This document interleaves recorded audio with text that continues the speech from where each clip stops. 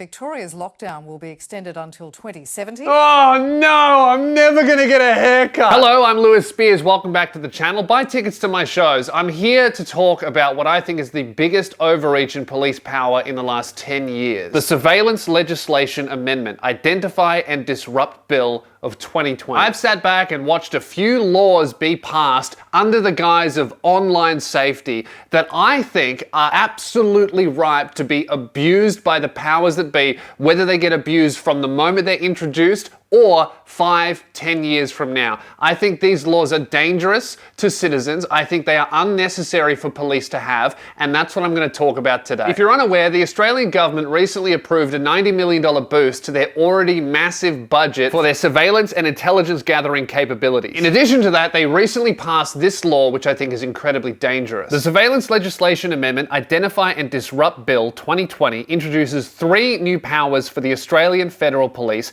and the Australian Crime Intelligence Commission to combat serious online crime. This new law allows the Australian Federal Police Force to access your social media accounts, edit the content they see on there, and even delete or post whatever they want to your social media accounts. And the worst thing about this is they can apply for a warrant to do this, but they can access the accounts 3 days before the warrant is approved or disproved. Network activity warrants will enable the AFP to collect intelligence on the most harmful criminal networks operating online. That's fine, that's great. Data disruption warrants will enable the AFP to disrupt serious criminality online, such as child exploitation material. Great, 2 good laws. That's gonna stop people on the dark web trafficking drugs and children, and it's gonna stop pedophiles exploiting children online. It is this third power that is just chucked in this law that I see as incredibly dangerous to the average citizen, and I do not think it should be allowed in our society or any society at all. And that is, and I'm quoting here from the Minister of Home Affairs official government website, the account takeover power, which enables the AFP and the ACIC to take control of a person's online account for the purposes of gathering evidence about criminal activity to be used in conjunction with other investigatory powers. Now, you might hear how that's phrased and think, what's the big deal? And it doesn't sound like a big deal when it's on the website, but if you look at this law, specifically how it's written, you can see that this new power will enable the police to look at just about anyone, because here are the list of crimes that they are allowed to use as a reason to get a warrant to look in your accounts. Buy and sell stolen identities, okay. Trade illicit commodities like drugs, okay. Deal in child abuse material, that's fine. But it is the final line that really scares me as a citizen. It is organize and engage in other criminal activities. What is other criminal activities? That's the scariest one. Does that mean that the police are allowed to look at anyone's social media account if they have committed vandalism, if they've parked in the wrong space, if they haven't paid their phone bill on time? I mean, that's a crime, that's theft, isn't it? So all of a sudden, that fits the definition of other criminal activities. That's any crime. It's written in law now that if you commit any crime, no matter if it's murder or if it's spray painting a wall, the police can now access your social media accounts, read everything that's private, maybe even look at photos that you don't want anyone else to see. Not only can they do that, but they can post to your account. They can modify details about your account, and they can delete things as well. The police can just take control of your social media accounts for seemingly any reason. This isn't even if you've been proven have committed a crime. If you make a joke about not paying a fine on time, the police can take over your fucking account. I don't understand how this is allowed in Australia or any country. This is absolutely dystopian. But it's not just social media accounts. This applies to even just your home computer. If the AFP suspects you've committed a crime, this is what they can do. This is directly from Michael West. You should check out his brilliant article in the description here.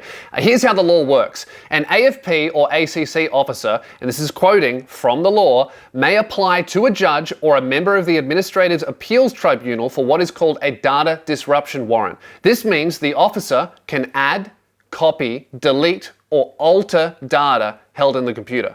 Now, why would a police officer need the ability to add or alter data in a computer? Why can they add things? I mean, surely this won't be misused. I mean, police officers have never been known to plant evidence on suspects. I mean, this law literally gives police the ability to add incriminating evidence or even delete evidence that proves your innocence. This is terrifying. Now you might be thinking, oh, but they need a warrant before they can do this, and a warrant is hard to get. Well, yeah, a warrant should be hard to get, but with this law, it's not. All an officer needs to do, and I'm quoting from the law here, is to show that he or she suspects on reasonable grounds that an offense is being or is likely to be committed or has been committed, and that the disruption of data held in the computer is likely to substantially assist in frustrating the commission of offenses involving that computer. That is the most broad brush statement I've seen in a law in a long time. I think they might commit a crime.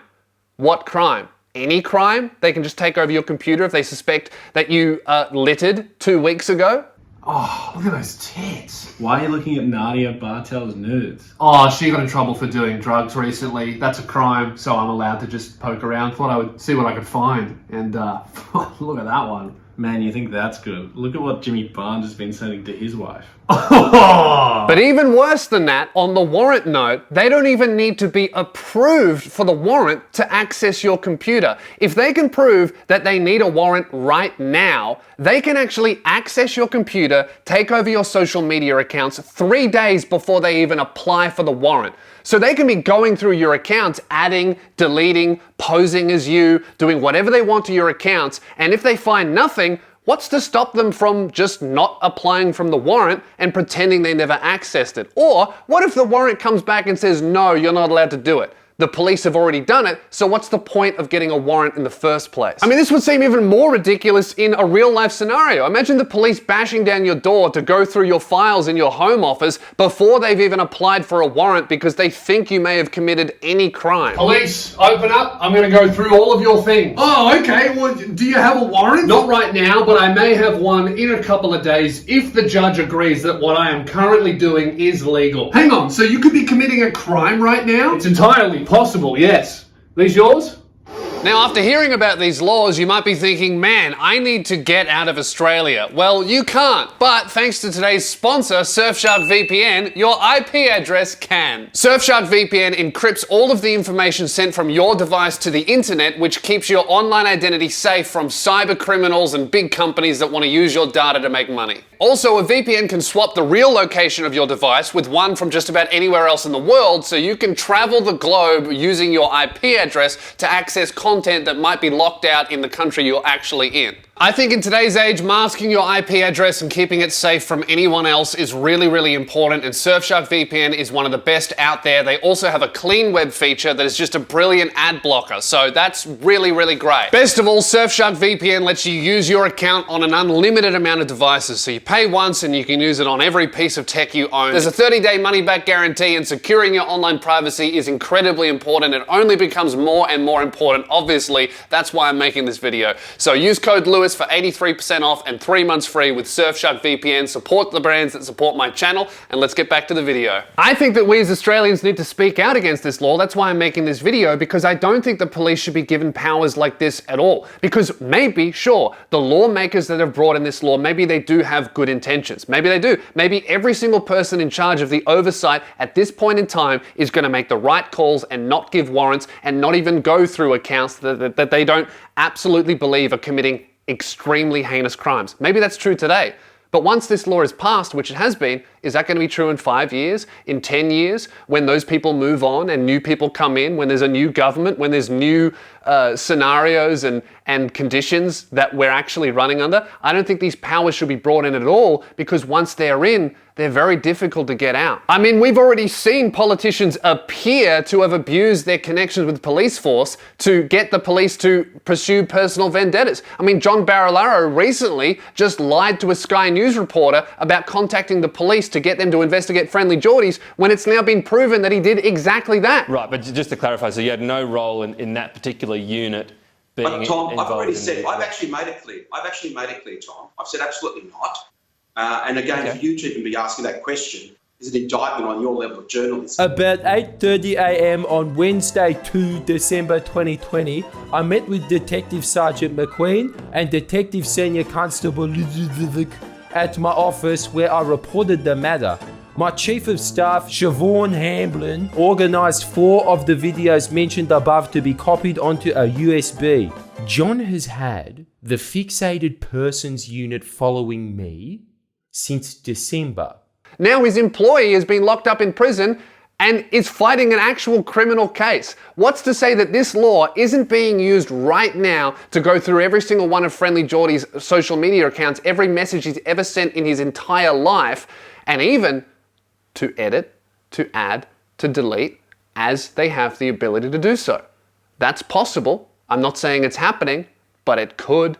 These laws are always pitched as a way to protect children from pedophiles or to protect women from scary evil harassers, which are things that need to be done, but they are rarely used in that way, as we've seen when every fucking pedophile who goes to court gets off, or people who are being pursued in positions of power somehow get mysterious approval to leave the country before they're arrested and questioned by police. I can understand wanting a search warrant if you actually suspect someone of committing a serious crime. I get that if you need a search warrant to have a look through their social media profiles, if you think they're, trafficking kids or drugs or something really terrible. What I don't understand is the need to take over those accounts. Why do these police want to run someone else's social media account? Can you imagine a police officer running a YouTuber's channel just because he wants to? G'day sisters, welcome to James Charles' YouTube channel. My name's Senior Constable Stevens, and due to some of the TikTok DMs we've seen, we've taken control of his YouTube account, so for now I will be running it.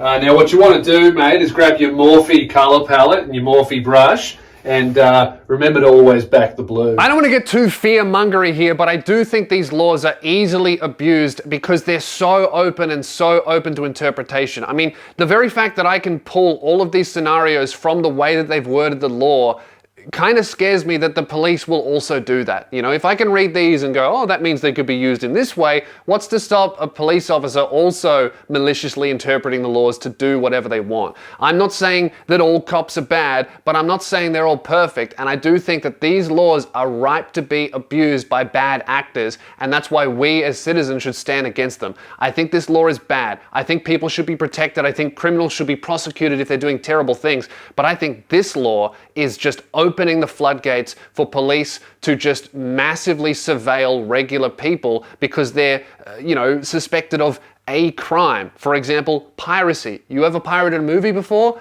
That's a crime, bro. Open up that social media account. So if you disagree with this law, please do contact your local MP and voice your objection to it. It's already passed, so that's a little bit disheartening, but what we can do is raise our voices up against it. If you disagree with this law, share this video, tweet about it, get it out there, because I don't think enough people know about this, and I think the way that it's being pitched to us is we're protecting you and this and that, but I think the way that it can be used is very much the opposite of that. So share this video around, contact your MPs, let's get rid of this stuff if we can. I'm Lewis Spears. Grab your tickets to my tour. It's happening very soon, lewispears.com. I'll see you at a show, and hopefully I'll see you very soon with a brand new haircut. See you later. Morphe, what is it called?